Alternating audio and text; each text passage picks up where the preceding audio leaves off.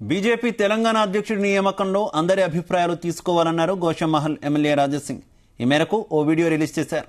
అధ్యక్షుడి నియామకంలో BJP senior నాయకులతో చర్చించి డిక్లేర్ చేయాలని విజ్ఞప్తి చేశారు.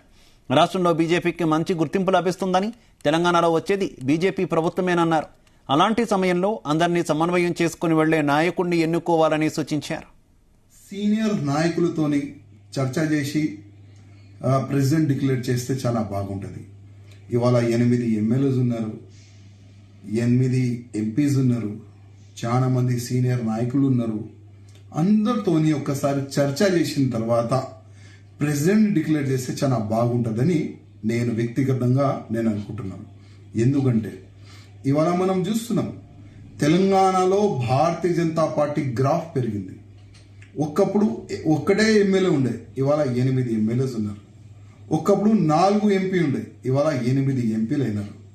జిహెచ్ఎంసీ పరిధిలో 40 అబో కార్పొరేటర్స్ ఉన్నారు.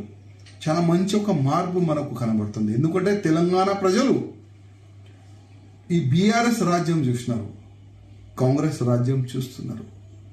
నెక్స్ట్ ఈ ఇద్దరు వల్ల తెలంగాణకి నష్టమే జరిగింది. ఇది తెలంగాణ ప్రజలు అర్థం చేసుకుంటారు. అందుకోసం నెక్స్ట్ వచ్చేది భారతీయ జనతా పార్టీ గవర్నమెంట్ మన తెలంగాణకి. కానీ తెలంగాణలో భారతీయ జనతా పార్టీ ప్రెసిడెంట్ ఎట్లాంటి ఉండాలి?